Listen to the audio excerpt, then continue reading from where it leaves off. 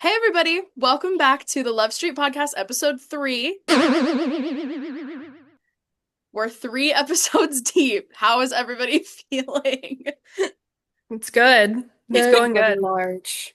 Okay, today we have some relatively random topics to discuss. I would like to start off with, actually, I forgot I was going to talk about this. I would like to start off with my opinions on Kacey Musgraves' new album because I am a big Kacey Musgraves fan, and I loved Deeper Well, and I thought that that was the peak of her career. She like found her sound, she solidified herself as an artist, and the new album is terrible. She like fell victim to the AI lyric like epidemic. I can't sit here and claim the lyrics were AI, but it just sounds so soulless. And I just don't like it. So I have a review coming out for Purple Haze magazine about that album, but I Speak your truth. digress. We have to talk about something music related. I So think that you should also just be brutally honest in your reviews because I've learned, Yeah. I've been doing this for 3 years now, and at first I was kind of like, no, it's like really good because I was friends with the band I was covering, and then I was like, I actually really don't like this album, but I need to just be honest about it and be like, hey, I don't like this. I told him that we I told him that I did not like it. So, yeah. It's just I really loved the sound that she made because I'm not a big modern country fan, but I really was genuinely a fan, 100% unironically, of Deeper Well because it was very like whimsical country with a little bit of folk. It felt very old country to me.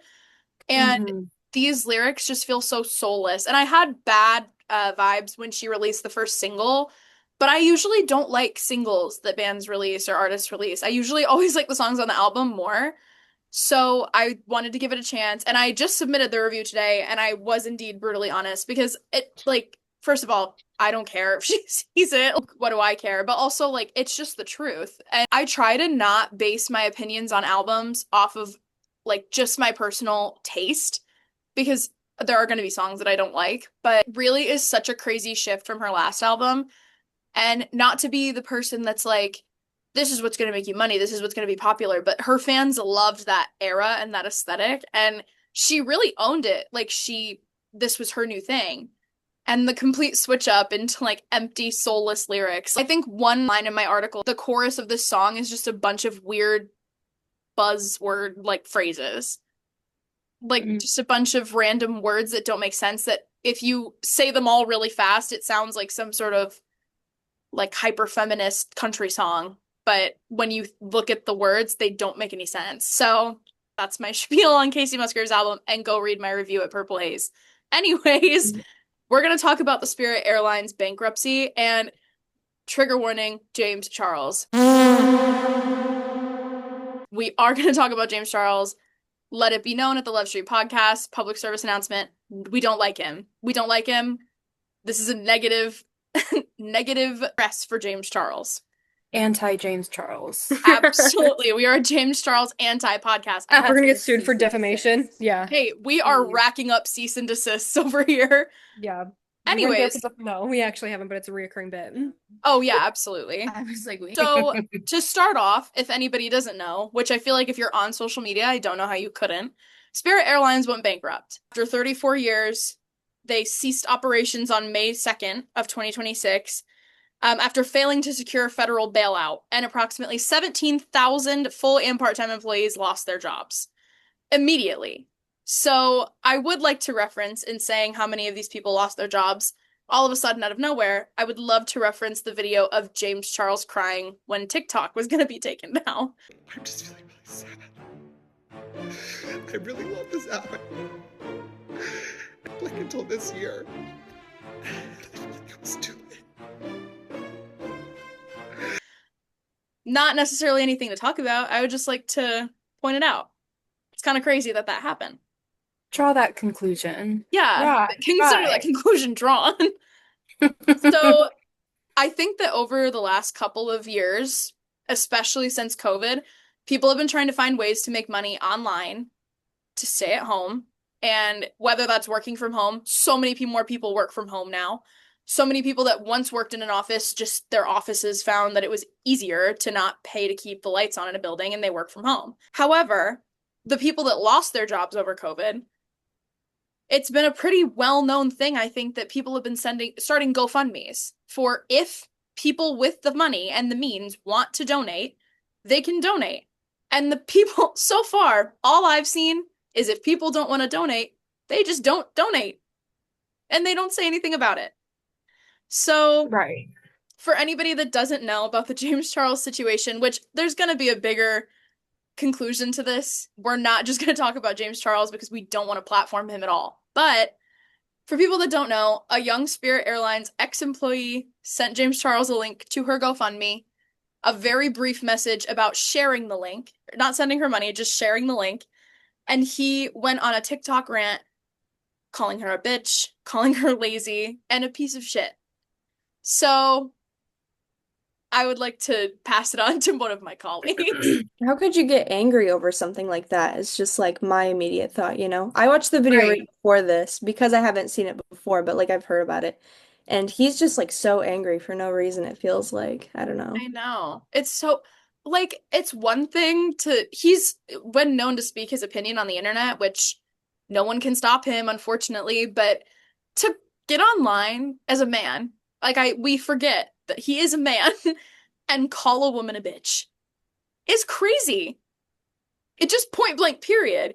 Right, And and then she when was you just Right. asking for help, so like, I Right, don't know. and good on Yeah. her for not accepting his apology when she made that video. Yeah. She was like, I don't accept his apology, and I wouldn't either. It was so ridiculous. And he himself has benefited from going online on TikTok Live and getting tons and tons and tons of money from live stream gifts. So have so many other influencers that they're not doing it as a means to survive. It's just extra cash. Bigger picture, 17,000 people losing their jobs suddenly. And in this job market and this economy, you expect someone to be able to apply to a ton of jobs and just hear back from one and immediately have a job and a steady income and ability to put money in their savings. We were talking about this today because it seems like right now everywhere is hiring, nowhere's actually hiring. You can Yeah, apply to Right. 50 places and you're not going to hear back from any of them. And I think that the point that made me so upset about his video was I try not to pay attention to James Charles too much. I don't want to say that I don't yeah. care, but it's just one of those where I'm like, whatever. I have him blocked, so I get it. So my thing with it was like, I get where it can be annoying sometimes if you're receiving all these people asking you for money all the time, but she wasn't asking for money. She was asking him to share it. And at the same time, I think it's really hypocritical of him to be so ridiculously upset over that and filming a video instead of saying something right away. When he got on TikTok sobbing when COVID hit and it was being shut down and all this, that, and the other, because he's like, oh, this is my job. And he's like, oh, she needs to go get a job. Right. Your job is sitting online and doing stuff too. I just don't understand the hypocrisy with it. And it's very, to me, it's very unprofessional from him because that is his career is posting online and he's going online and acting like that when he is very controversial and has his own issues. So it's bold of him to me to speak up and cancel somebody else for asking for help. Right. Cancel a woman who is not an influencer. It's just Who mind just blowing. lost her job. Right. Who just lost her job. To And no it's fault of crazy her own. because, right. And let it be known, if James Charles weren't an influencer and he was still posting those videos, it just wasn't getting the traction that it was. If he did lose his job, say James Charles is working a normal job, posting the same videos on TikTok just without the following, if he tried to apply for a job, no one's gonna hire you when you're slandering women on the internet. No one's No, gonna hire jobs look you at that. when you're texting minors because you're desperate. Like, let's step back a couple steps. Like, I'm winded. This is just ridiculous. But the whole Did you situation to me is very Michaela Nogueira try being an influencer for a day. Oh my God. It's You just wouldn't like, last a day. right. Right? Like, it's I so want me and ridiculous. her to switch jobs for one day. Right. real? I think we should put her in your classroom, Seal. Yeah. Dude, She's a sometimes student. I envision like these influencers working my job and I'm like, oh my God, I would love to have a camera and just watch everything and just like, oh, you fucked up. You better watch out. You're gonna get smacked. I don't want to say this because if Michaela Nogueira ever saw this and stole the idea, I know she would not pay us any money. But it would honestly be kind of a sick PR move if she made like a small series about switching jobs with random people. Who did that in the Yeah. 2000s? Wasn't it Paris Hilton and somebody else did that where they would take on jobs for a day? Yes. Was Yeah, that? I think so. Yeah, it I wasn't can't think of Kylie her name. Jenner, was it? No, it's What Paris and oh my gosh. Friend that they did what was the that chick? Lionel, it's Sophia Richie. yeah. Sophia Yes. Richie. And they would do all like the jobs. I think that she should do Right. it. I think we should put influencers in there. Yeah. Work a customer service job. Work as a server for a Mm. day. Seriously. Work as a barista, One day. server, Yeah, even I would like love them to switch with me for a yeah. day. Yeah. It's all just ridiculous. And to be able to consciously yell at a woman online. I just dropped out of college. And that is important to the topic because making the decision to drop out of college, every single person that I see trying to get jobs in their field outside of college is being told that they're overqualified and that they're going to leave immediately when they get a better opportunity because they're overqualified. You can't get a job anywhere below your degree, once you get a degree because you're overqualified. Everywhere has no staff. Everyone needs staff, but no one is hiring staff. Mhm. It's just ridiculous. And to yell at a woman when gas is $5 a gallon, I don't even know how much it would be where she was from. I'm not sure where she was from, but I can't imagine saying these things to someone when gas is $5 a gallon, groceries are insanely expensive, rent is insanely expensive. The cost of living is outrageous for normal people. And for him to also make the response video of saying, like, yeah, I'm out of touch. Like, I know what he was trying to do, like, essentially admitting defeat. Like, oh, yeah, I am out of touch. Who wouldn't be? If you had my money, you'd be out of touch too. I don't think that hit the way he wanted it to hit. Like, he Yeah. tried to humanize himself with, like, I'm so self-aware. You were also self-aware when you admitted to talking to minors, and that doesn't If make you it okay. were as rich as me, nothing would affect you. And I'm so Right. sorry that not everybody can be as rich Right, like, as I how would I am. know? How would I even know how to react to that because I have so much money? Well, speaking of everything being insanely expensive and prices being through the roof, we're going to talk about the rise of recession culture in the media and the comeback. One thing I will say, right off the bat, rise of recession pop, which should be all the time pop because it's fantastic. Yeah. Like, let it be known. And I think that it's such a funny, like, mind game that we play on ourselves that, like, this is just the music we listen to in this situation. Like, if anything, recession pop speaks to how music has to fit, like, fits an exact situation in people's heads and how important music is to the evolution of different phases of your entire existence. I see that too. I also see like a rise in like old music in the media. It might just be the side of the internet I'm on, but I feel like everybody's listening to like older musicians and stuff to try to tune into that nostalgia to make themselves more comfortable because it's just not a Yeah. fun world right now. I notice a lot on my For You page, like, the accounts that do, like, here's a banger that you haven't heard of. But, and some of them are really good. Some of them I follow because I'm like, I'll take it. But some of them are like, I scrolled by one the other day and I don't remember what it was. It might have been like Your Own Worst Enemy or something. And it was like, There's here's a no banger fun you've never heard of. And I was like, did none of you listen to the behind. radio? But it's even No. still like they're bringing back all the old music, but it's like a banger you've never heard of. Pour some sugar on me. Like it's very Yeah, it's all shit you've heard. Yeah. yeah, and it's like to me that's things that I've heard, but to people that are consuming this content and it's stuff they've never heard, they're on a different side of music. So it's Yeah. interesting that even Sure. people that are listening to more modern music and don't even dabble in older music beyond the 2000s are also still getting like integrating themselves into this scene. It's very Oh interesting. yeah. It is very interesting. I also wrote down, and I think somebody else wrote this down too, but like the rise in upcycling and thrifting and learning Yeah. how to forcing yourself to be overly independent because you don't Yeah. want to feel that you want to know that you'll be secure if things go south. Right. Mhm. I think someone else said something about that. I did. Also, like, on top of like thrifting and stuff, learning how to like sew. I think that's what you were saying too. Yeah. And then like learning how to bake for yourself, all Mhm. becoming like trendy to Yeah. try to Yeah. A lot more people are gardening now, I've seen. That's like a big thing right now. My mom, I think, is going through midlife crisis with that. Our entire house is a vegetable garden, kitchen counters and all. Love. And she's like, we're living off the land. And I was like, okay. A lot of people are getting chickens too. Yeah, I've Yeah. noticed that. Yeah, a lot of people are getting chickens. They freak Mhm. me out. I won't get any, but like I get it. I don't like the way they run. It freaks me out. It I'm is scared kind of of birds freaky. in general. Mm, get them away. I had chickens growing up.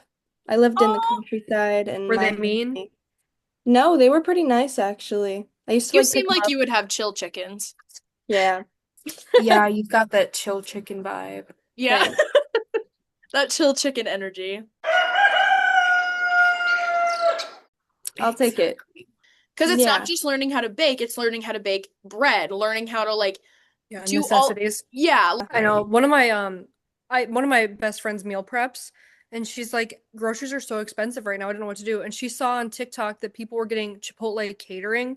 It's like $60, and it is like everything you'll need for a week. And she just meal preps burrito bowls, and she's like, it's cheaper Don't than tempt me me with a ordering good something time. every day. I know, right? Hey, I Yeah. mean, if it works, it works. Stuff that Kenzie wrote down for me to bring up so I can bring up her points. She put Gen Z being blamed for killing industries, live entertainment, housing, and real estate, etc. Yeah, I Yeah, feel something similar to that too. Just like we're taking the heat for destroying the economy.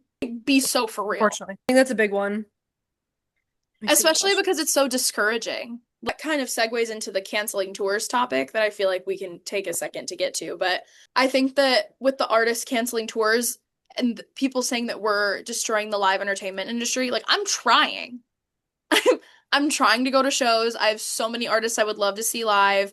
I wanted to go to Harry's tour, but I couldn't afford Charging it. $1,100. And it's Yeah. on resale's base crazy. price. Yeah, and that was another one of Crazy. my Greedy. points actually. It was just how ridiculously expensive like concert tickets are as well for the live entertainment industry and like how is that even a feasible industry to upkeep anymore with how expensive Yeah, tickets it's are. ridiculous. Like the I've mainstream noticed concert industry, arena concerts and things like that, I have a feeling are going to tank pretty quick. What are you I've going to say? noticed that at small shows, like local little shitty band shows that I love, burning CDs. Let's Yeah, get back to that. yeah, Like a lot of my local bands have started burning CDs. That's kind of They awesome, even have actually. cassettes. I I'm think like, we should send okay, physical media back. maybe Yep.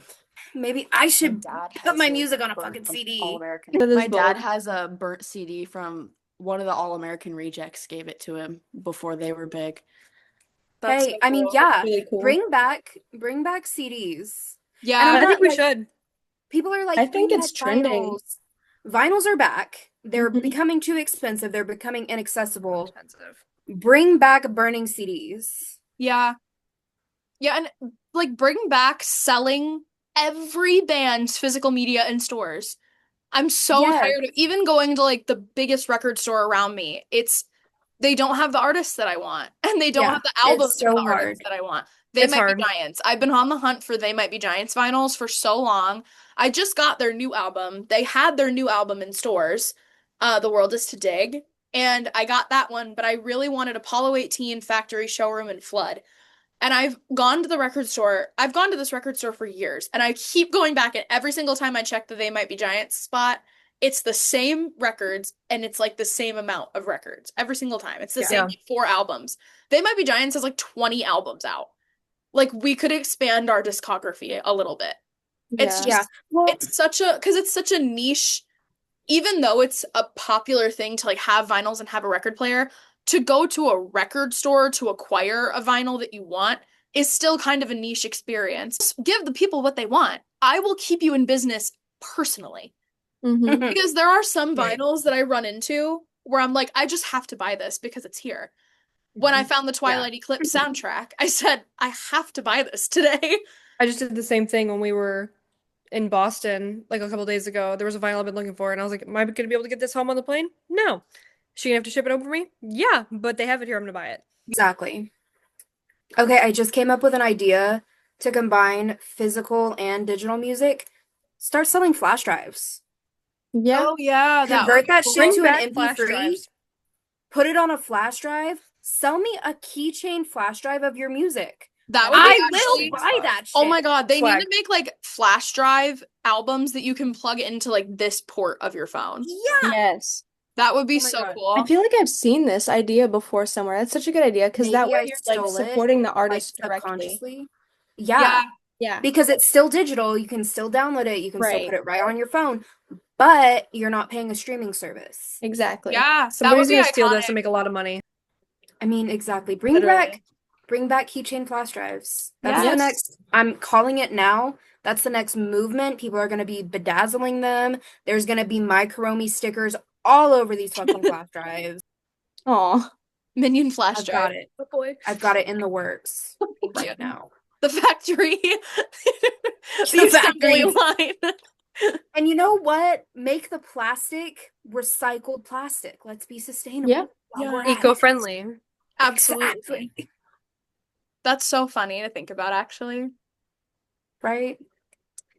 That would be so cool. Yeah, I think we need to like start writing these things down to like create the Love Street cinematic universe. Like we have the I cease do and take desist. notes. Really? That's so Yeah, helpful. I We have have a the little cease and piece of paper. desist, the factory, the flash Yeah. drives.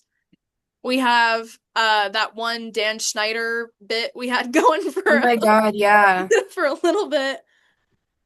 Yeah, I think that that'd be so cool. I think that it just sucks because I feel like everything that starts to come back, the economy catches on and starts making it expensive Yeah. True.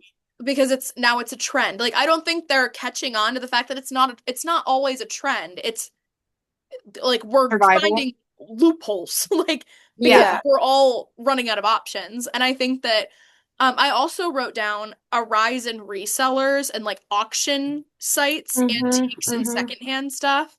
I've never seen Facebook Marketplace as booming as it is right now. Love Yes. And I Facebook think that Marketplace. yeah, and like people are it used to be, I remember even a couple years ago, people would be like, "Oh, I'm in people like wealthy people still do this, but like, oh, I'm giving away a bunch of my clothes. Like someone pay me $20 for shipping and I'll send you my clothes." It's Yeah. now people are like, "No, let me sell on Depop. Like I need to get the money back. It's so I paid expensive. for this shirt." Yeah. I have seen it firsthand. So we have the Goodwill bins by my house, and it's great. I love vintage clothing. It's like $1 a pound for the clothes there. And Right. I'm not kidding. It is cutthroat. The girls there are ripping stuff into the cart and they're scanning it to see what they can sell it for and throwing it back. And that's what they do all day, and they sit there all day. That's nuts. I'm like, I had a sweater in my hand and this guy grabbed it from me. Turned around, I saw him post on Depop for $200. I was like, for a vintage J. Crew sweater Crazy. that you're You gonna said pay 30 200? cents for here? Oh my $200. gosh. It sold. It sold while he was there. They wait, and if it doesn't sell within like 3 hours, they put it back. That's insane. That's crazy. Well, I It's also cutthroat. like have you ever been has anyone ever been in an argument with a Depop seller? Yes.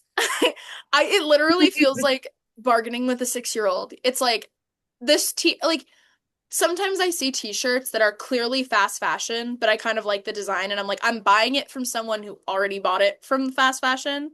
Right. So I'm like, I might as well just rebuy the shirt. I wear shirts till they fall off my body. Like Oh, same. the shirt will get worn. So I go to like send an offer, it's like $25. I'm like, I know you bought the shirt for $3 from $3 on Shop. Shein. Right. So Yeah. I'm like, I'll pay you 10. And they're like 15. And I send back, I'm like, 7. I'm like, 3. yeah, I'm like, I'm That's gonna so keep funny. going lower. And Just take it or eventually, leave it. right, I'm like, and there's a Depop seller that's still trying to offer me things like 6 months later. I was like, has it ever occurred to you that the reason you're still trying to get me to buy this shirt 6 months later is because you priced the shirt too high? That's why Right. it's still on Depop. Especially for like that kind of shirt too, you know. Yeah, I it's sell a on t-shirt. Depop, but I'm never gonna sell anything above like $20 unless it's like a really nice vintage like item or whatever. Yeah, 20 is Right. like maybe maximum, and I'm still like, okay, send to offers. I'll accept something because like yeah, I need money too, and I want my money back. And if right. you thrift it realistically, like you should be fine with like 15, 10, maybe even less. Right. Something, And I love you a know? good like graphic baby tee. That's like my favorite Yeah. type of shirt to wear. I have a short torso, so it's not even a crop top on me, it's just a t-shirt. So I look on Depop because it's just the easiest way to find stuff. And I go to like Zoomies at the mall and an Ed Hardy baby tee is like $30. Dude, And I so go on expensive. Depop and the same shirt is there for 5 or 7. Yeah. Yeah. It's like it's just the most logical. And I've had a lot of good experiences on Depop, and so has my best friend. We go Depop hunting a lot together. But it's the like awkward arguments that I get confused over. And real quick, one other thing I wanted to say. I didn't make a list. I just figured whatever popped into my head would be good. Trading and bartering for services, like say you want to get a tattoo, but you're a nail tech and you can't afford it. You do the artist's nails in exchange for a tattoo. Mhm. I bake you bread in exchange for a print or something. Mhm. You know, that's been something that I've noticed a lot. Like, in fact, I made I did a commission for one of my tattoo artists in exchange for a tattoo. Mm-hmm. Fire. Fire. It was a small tattoo nonetheless, but It's a trade tattoo. and, you know, Yeah. that's become something that I've noticed a lot more.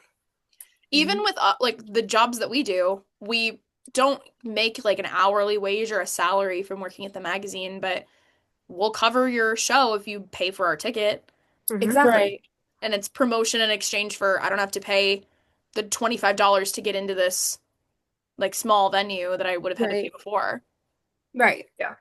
We do that a lot at my coffee shop at like farmers markets or different things where like somebody will be like, "Do you guys want to trade a bag of coffee for a dozen of muffins we made?" And we're like, "Yeah, sure." Fuck Like, yeah. little things like that Yeah. are pretty big. That's a good deal. Yeah. What do I got to do to get a dozen muffins? Roast coffee all day. I don't know. I'll do a lot for a dozen muffins, I'll tell you what. I'll tell you what I'd do for a dozen muffins. It's not safe for this podcast, that's for sure. Yeah. And that is recession culture. And on that, And on that note, let me say a formal we have to cut this podcast into segments because none of us have Zoom Pro, so we can only work with about 45 minutes at a time. And Leanna had to go to bed early, so Leanna will not be joining us for the remainder of this podcast. Kenzie couldn't join us tonight because Kenzie is out of town. So, okay. The final segment of the podcast, speaking of recession culture and everything being too expensive, artists canceling their tours, alleging that it is for very specific reasons, when in reality, I think it's because of low ticket sales. Yeah. I just wrote an article about this actually on my Substack about Meghan Trainor's rebrand and the fact that she canceled her tour because of mental health, and she talked about how making her album that she just released was like the hardest thing she's ever done, and everyone was like, literally, how? The music is so empty, and she canceled her tour for mental health reasons, but I think it was because she didn't sell enough tickets. probably. And I Mhm. think that one thing that I wrote down that I already did bring up was Harry Styles calling his tour the like Together tour, and then the tickets being as expensive as they were, which I know, Yeah. let it be known that we are fully aware that ticket prices don't depend entirely on the artist. It's not like they're sitting at the computer inputting their ticket prices, but they're working with a monopoly. So Yeah. that is the part that sucks. But I just think that a lot of the music industry right now and fans of big artists, it's just feeling like there is a lot of disconnect because it's very discouraging to be a fan of music right now and not be able to afford to ever see your favorite artist live because the tickets are like $11,000. So Yeah. I think that that was just an ironic thing that I thought of when I was writing down my notes. Absolutely. Yeah. And it's like, I mean, I don't know. As a musician, you start out with, well, from my point of view, you start out with wanting to share your music with people. Doesn't start out as like, I'm gonna get super rich and famous. And then they hit a certain barrier, I think, that when you cross that idea kind of becomes blurred, and it's like, wait, why am I doing this again? You know what I Right. mean? Yeah, definitely. I mean, I was a musician before I was anything else in the music industry, and I was never like as serious of a musician to be making any sort of money off of it. It was always just kind of a thing I did for fun, but I studied like opera in college and I Hmm. was always doing music and I come from a family of music lovers. My dad's a musician, so it kind of just was always in my life, but I think that when artists to me it's always what do you build a platform around and how do you back that platform up? Right. Because when you build a platform around, or even just an era around wanting to bring people together, and when you stand up on that stage at an award show and you say, you stand up for all of these things, and then your ticket prices are that expensive, or you're disrespectful to your fans, or you're doing anything of the sort that doesn't back up your platform, that's what I have an issue with, because to me, that's money hungry. And Right. I feel that way with a lot of mainstream artists right now. And I don't think it's necessarily a type of anything on them necessarily. Like, I don't think, trust me, I love Harry Styles. You will never catch me saying an ill word about that man. However, the ticket prices were insane. It was They were ridiculous. It's okay to Yeah. nuts. say it. Yeah, it was insane. And there is a certain extent where you're an artist that is so big that you have to go through Ticketmaster and you have to go through Live Mhm. Nation and you can't play at a bar. Like if Harry Styles tried to play at a bar, the bar would explode. So, Yeah. and that's just, I think, what sucks. And I wish that these artists that are so powerful and carry such big fan bases would poke at that a little bit. What's the band? Was it Pink Floyd that stopped performing because ticket prices were so high? I think so. Yeah, Yeah. and they That just were sounds like, right. we're not going to make our fans pay this much money, so we're not going to perform because not only when you're an artist, it's not just yourself that's making money from your performance, it's your label and it's Ticketmaster and it's Live Nation and it's all these other sort of corrupt systems that the industry Hmm. has bred to be corrupt. And when you don't allow that, when you take the power away and you decide, I'm not gonna participate in this anymore, I wish more artists would just get the money out of their heads for a second and because you make that much money, it does corrupt you, Hmm. at least It a little does. bit, sort of I just mean, yeah, you lose touch with reality. When you have that exactly. much money, problems, basic problems, you forget what it's like to have that. And it's Hmm. not like you're doing it on purpose. I mean, some people are, but when you have that much money and you get a $500 ticket for parking in the wrong spot, your life isn't over. It's a It's, drop in the oh, bucket. yeah, Right. it's like, oh, it's just $500. I can afford that. No big deal. Same same concept for a lot of things. Right. And a concert ticket should not be an entire paycheck No. or an entire semester at a university. No. Like it just shouldn't be that Like it way. shouldn't be a month's rent. Yeah, Exactly. Yeah.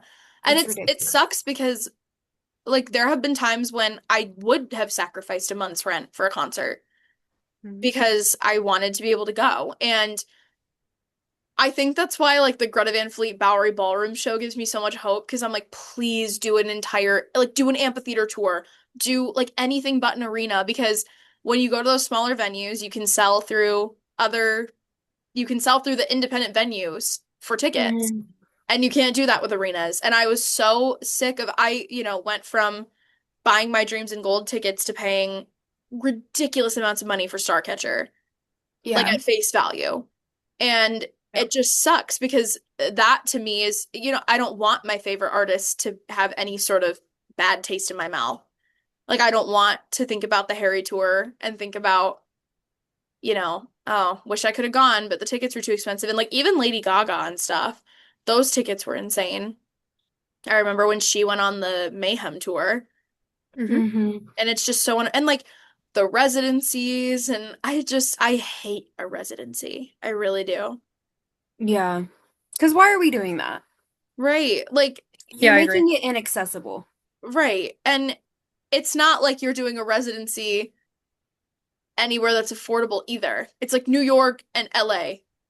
I can't The afford to two stay in most either of those expensive places. cities. Right. Yeah. Like you think I'm gonna go to New York City if I fly, I'm gonna have to pay for an Uber, which is expensive. And if I drive, I'm gonna have to pay for gas, which is just gonna get more expensive as the closer that I get. Like Yeah. Yeah. it's just so insane to me. And I wrote down a couple of other things, but I don't really remember. I wrote down a lot of just words. And I was like, so what does that mean? But I wrote down that it creates a disconnect with fans because I feel like there was a like peak time in like 2015 to maybe after like right after COVID where music was really making a pretty strong comeback. People were becoming fans of all different kinds of music. All different kinds of music was trending. People weren't making as much fun of certain genres as they do now and scrutinizing and putting certain people in certain boxes. And there was a lot of freedom in the industry. And now there's so much disconnect between the music industry because no one can afford anything. People, Yeah. you can't afford to pay for a streaming service to be able to get music. You can't afford to buy the physical media because it's so expensive and inaccessible. You can't order it online because you have to pay $20 for shipping and it takes 8 months to get to you. Like it's just all so complicated. And Yeah. it's just creating a real divide. And I hope that it comes back because that's like my whole job and our whole job. Like that's what we do. Yeah. But I think that there also is, making that's also kind of connects into what Kenzie was talking about with the creepy garage band men epidemic because they know they can get an audience because they know they're affordable. And Yeah. Yeah. right now it's like the prime time for those types of bands to make it big. Mhm. So, Yeah. and just to be, go to an affordable show. I can't tell you how many times, like when Braxton was living in Nashville, we would be like, oh, so and so's playing a show. It's $10 at this venue. Let's go. Rather than an artist coming to the city that we loved because you can't afford it. It would Right. be like, somebody coming, like when we wanted to see Jack White at the Blue Room, it was like $150 a ticket when we saw somebody there a couple weeks ago. Yeah, started at Yeah. $300 when you can go to the bar and somebody else is playing for 5. Right. Exactly. You'd rather go to those, and we've noticed that we have more fun at these smaller shows Yeah. that Yep. are cheaper, not only because Fucking runarounds. we went to go see the Runarounds from the Amazon Prime show because it was cheap and fun. But it was more fun at stuff like that rather than the last time I saw Harry Styles. Like, and I love Harry, it was my first tattoo. I will, Yeah, but it's you're like sitting in the circle of Harry fans right now. You're right. I've had more fun at these smaller garage band style shows that actually where they talk to you and they're like, thank you for Yes. coming because now my light bill's on. Right. Rather Right. than somebody who's my $500 ticket that I put myself into debt over and worked 60 hours for. They Yeah, don't give a Yeah. fuck. sprinting out of the back of the venue into a van and leaving before I can even exit the venue. Not looking twice at people on the street, not Yeah. caring. Exactly. I So I think also that I think, just oh, would sorry. rather that. No, you're fine. Yeah, I also think that when I think about like the whole like live music and pricing and everything, I'm gonna plug Northeast Freeze for a second because I just went to his show in Michigan, but he's doing his world record tour, 50 I think states, it is 50 cool. It's a shows, cool 30 concept. days. He's not charging for tickets. The Mhm. Yeah. shows are And free. I like that. And the way that he's funding the tour is he did merch packages before the tour, and he also got sponsors and things like that. But he's playing, I saw him in the basement of the Detroit Public Library. Like, he's Yeah, he's playing, doing he did like a coffee shop in Chicago or something like that. yeah, And it like the was just like, Yeah, he did smallest somebody's like front venues. yard once, I think, right? I Yeah, saw somebody's like living room too, I a think, is something garage I Yeah. saw. sale. Yeah, Yeah, it was a garage sale. Someone's living room. Yeah. Braxton saw an artist be like Jack Van Cleef in somebody's living room. yeah, It's yeah. just cooler. Stuff like that's way cooler to And me also, Yeah. like, than My when first he was Friday show doing was merch, like I think that me and my best friend actually talked about this because we were like, that's actually a killer idea. He does merch bundles at the shows. Mhm. So you can get an individual sticker, individual poster, shirt, whatever you want, or you can pay $50 and get a shirt, a poster, and a sticker, and he'll sign the poster for you. Yep. And like, Bring back bundles. yeah, Bring seriously. back a Like, bundle. okay, progressive. And it makes me feel good to, right. Where's Flo? He said bundle your home and auto. But Yeah. I think that you just gave me an opportunity to put Flo in the thumbnail, actually. Amazing. I'm gonna do You're that. welcome. But I think that was super cool to me because I was just like, this makes me feel good because it's when you go to a tour and you're like looking at the merch and you're thinking, I'm wearing like a ridiculously expensive Mirador hoodie, for example. Yeah. I paid like $70 for it. And Mirador is different because their tickets were cheap, but like I go to Harry Styles. I'm sorry, Harry. I need to bring up someone else. I need to think of No, No, no, Tate McRae has crazy talking Tate about McRae it. has crazy prices. Yeah, and it's Tate like, well, you McRae. pay, $350 to $500 for a ticket, and you're in the stands, or you're way in the back, or your view is obstructed, and you go in, and the merch is $80 to $90 for a hoodie, Yeah. and all these other things, and it's just like, it made me feel good to buy the combo because I was like, I didn't pay for a ticket, I just got a killer show. I got to talk to Freeze after we talked, we took pictures, we talked, shop about the tour and how everything's been going, and I was like, this is so just personal. And I saw him, Hmm. people went up to him and were like, dude, I'm sorry, I don't have the money to buy a shirt, but like, you're doing amazing. And he said, take one.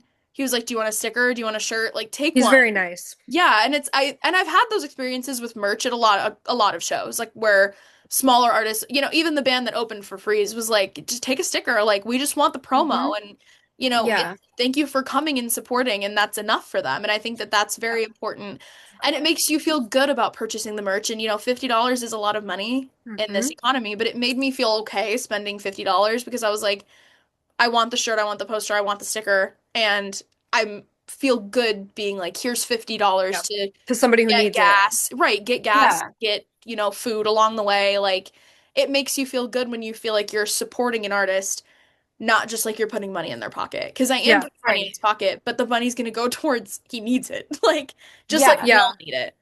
I had a It's gonna similar go experience. towards. Go ahead. No, go ahead.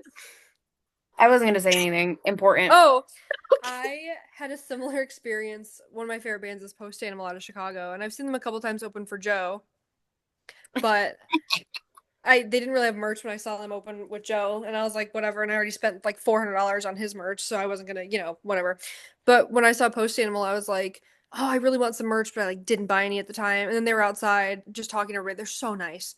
And the one guy that I'm like, that I talked to for like an hour, he was like, I gotta transfer money over for my savings for Taco Bell after this. And I was like, Been there. do you guys still have vinyls that I can buy? Yeah, seriously. Yeah. I'm And like, it's just like if people are you just take me with normal. you, I'll buy you the Taco Yeah, Bell. I'll buy your Taco Bell if you tell Yeah. your friend to call me. Yeah. Like, again, I take things in exchange for my work. Yeah. Trade and barter. Yeah. I give you a crisp high five and your Taco Bell. All my doubloons. Yeah. All of them. I'll I buy just you think that a. it's just local shows are better. They are. Absolutely. And that's the conclusion we come to at the end of every single episode. I know. Yeah. I We just are remember this small too. artist promoters. You have to be. I just remember this too. We went to was it the second ever space prom, I think? Yeah. We went to like one of the first few space proms and we were walking out. I'd never met Nordy's Freeze. I didn't know who he was. And he like hugged us on the way out and was like, thanks for coming. I was like, dude, who was that? Who is that guy? Because we just didn't. I was like, is that the guy that ran this? They were like, I think so. But he was just standing at the door like a greeter, hugging everybody. And I was like, Aw. Thank you guys so much for watching the Love Street podcast, episode 3. Next episode that we're recording. Is it the next episode that we're recording? I think it is.